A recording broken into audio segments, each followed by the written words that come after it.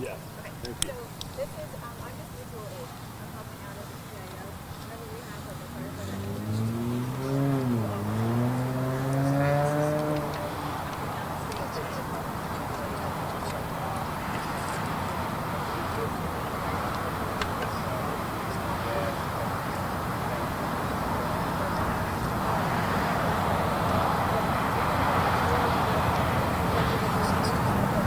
Mic check 1 2 3 4 5 6 7 8 9 10. Mic check 1 2 1 2.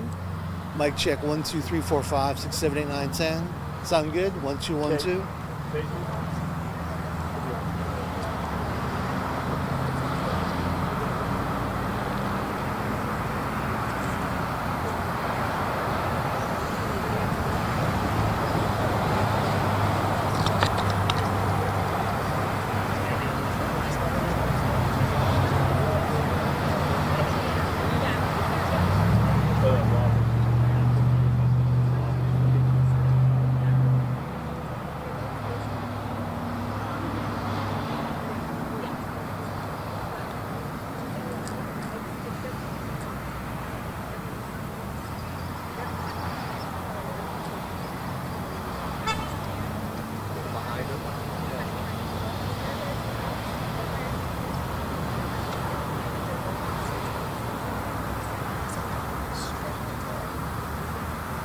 Yeah, he earlier he came over. Yes.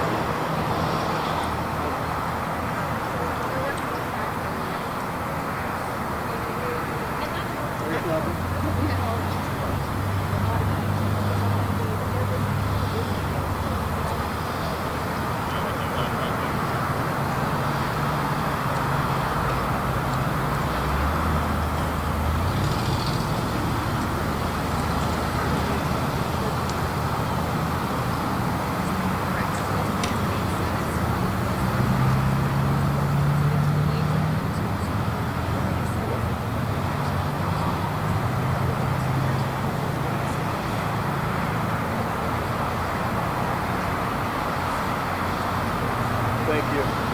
Yep. Tim, you ready?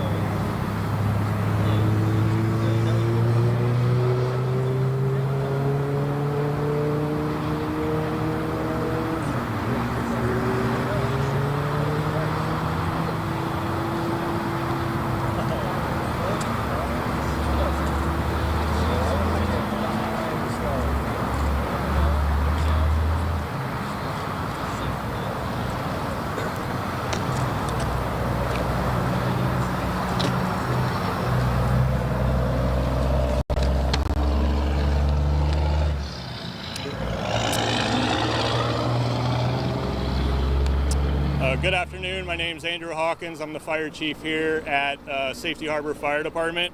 This morning at approximately 9 a.m., 2 Safety Harbor firefighters were struck by a civilian vehicle without warning while performing their daily duties in front of the station of Fire Station 53 located at 3095 McMullen Booth Road.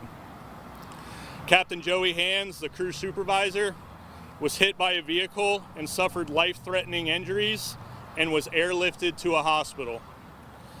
At this time, he is in serious but stable condition. He has been with the department since March 9th of 2002. Firefighter paramedic Ryan Craig was also struck and was assessed on scene for non-life-threatening injuries. He has been with the department since November 18th of 2019. The occupant of the vehicle that struck our firefighters was declared a trauma alert and was transported to the hospital by ground. This is an ongoing active investigation being conducted by the Pinellas County Sheriff's Office. Therefore, information beyond this statement is limited. Our biggest concern at this time is the health and recovery of our firefighters who were injured and also the well-being of all of our City of Safety Harbor firefighters. Our firefighter charity will be posting shortly through their social media platforms on the acceptance of donations for our injured firefighters for those who wish to contribute.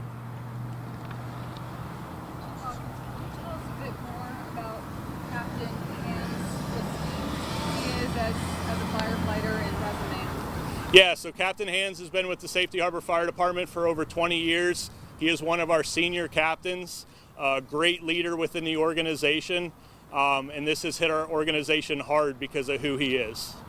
You were just at the hospital. Did you have a chance to speak with his family? Can you tell us more about how they're maybe doing with postpartum? Yes, myself and Deputy Chief Hummer were at the hospital this morning to see him. He and his wife is with him at this time. We were able to talk, have good conversations. He is in good spirits, but he is currently being treated at this time. Sir, I'm not sure if you or someone from the Pinellas County Sheriff's Office can just describe a little bit about what you're learning about how and why this crash happened. Obviously, just from an outsider's perspective, this is a very strange looking incident given, the roads here and this person's there. Do you know why this person was in the area, whether they were visiting this fire department, or what led to this crash? Sure. And for the record, my name is Paul Halley. I'm the Chief Deputy here at the Sheriff's Office to explain exactly what happened. So about quarter till 9 this morning, Deputy Erickson with the Sheriff's Office, who was working the area, came across a disabled vehicle on McMullen Booth Road here, just south of State Road 580, which is about a quarter mile down the road from us.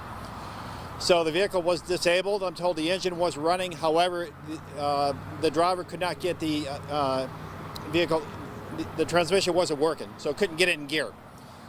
He was able to manipulate the vehicle to get the transmission into neutral, and then he gave the driver instructions that he was going to push her, and our vehicles are equipped with push bumpers. He was going to push her off into where the golf course entrance is over here to get her out of the lane of traffic.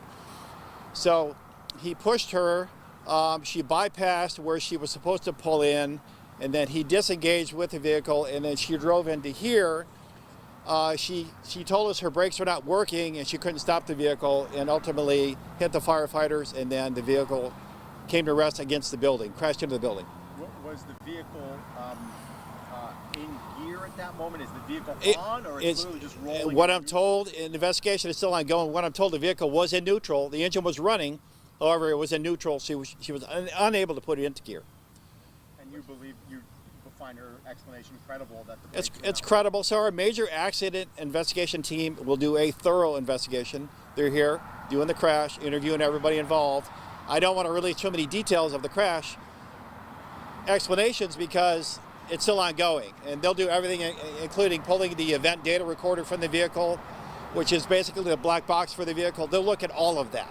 So it's too early for me to give my, and I won't give you my opinion of what happened, but let the investigation take its course, and at some point you'll be updated as to what happened. Did she know she was in trouble and she turned into the fire station I can't answer that. I don't know. Is she injured as well? She has, so she has an injury to her wrist. She is complaining of neck and abdominal pain. However, I will tell you that her imaging is clear from the hospital, so it appears no serious injury from her. Are you able to share her name? Yes, it's Melinda White, and she's about 63 years old. Do you know how fast the vehicle was? I'm sorry, ma'am, I didn't hear you. Do you know how fast the vehicle was? I do not know. Again, we'll be able to tell from the event data recorder, but I don't have that answer. We're looking at under 10, 20 miles an hour. I can't give an answer to that. And again, I don't want to guess Yeah. or speculate. Based on what you can tell, the firefighters didn't see this coming, it sounds like, right? That's what it appears, yes. Do you know what the firefighters were doing outside? Yes, the firefighters were completing their daily duties, and one of those duties for Friday morning is washing the vehicles. So both the fire truck and our medic unit were out on what we call the front apron, the front driveway, and they were washing the vehicles at the time. Were these two men the only ones outside at the time? There were a total of 5 firefighters outside at the time. You know how tight-knit a department like yours can be. You said that this has had a big impact on everyone here. Can you speak a bit more to the impact that this incident has had on everyone? Yeah, so obviously something you never want to go through, right? Not only as a firefighter, but as a fire chief.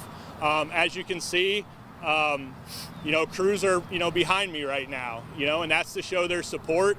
We also have off-duty firefighters at the hospital with Captain Hands right now. So we are a tight-knit group. There's 30 firefighters here at Safety Harbor Fire Department, and this is truly affecting everybody. We have had crews come in from local departments doing peer support and talking to our members because of what they saw today and what they had to, take care of today, the situation. I understand that the fire station has its calls going to other nearby fire stations right now. Is that the case? So we actually have nearby fire stations covering our fire stations. So Clearwater Fire Department is currently up here covering at this station, running our calls. And we also have a fire department at our downtown fire station. And that will go on for the next few hours until we finish all our debriefings, finish everything that we need to do, and then it will return back to normal. But we still have the level of service and care that we provide every single day. It's just being picked up by other agencies at this time. Chief, this sounds like a horrible accident. Yes. Is there any other way to characterize this? Yeah, right now until the investigation's done, I'm going to say yes, it is an accident. Other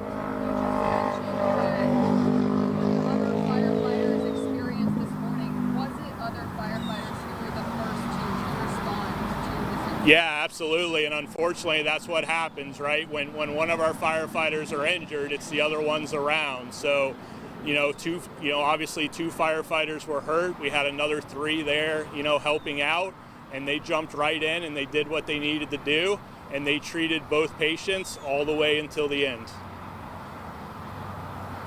to say were the firefighters ran over, or were they pinned in the car in the building, or? Right now, early in the investigation, it does not appear that a firefighter was pinned. Captain Hands was pinned, but he was thrown inside the bay of the station and up under another vehicle, but he was not pinned.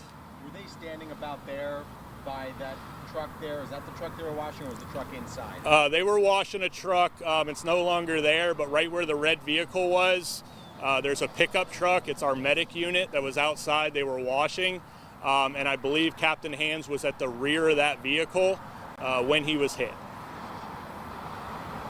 The Sheriff's Department says this essentially does appear to be an accident. Is Miss White facing any kind of charges at this point, or is that the No, again, this investigation is going to be ongoing for a little bit, but I don't see any criminal charges coming out of this. She must feel terrible. I'm sure she does. Yes. Yes. Thank you, folks. Sorry this happened. Thank you.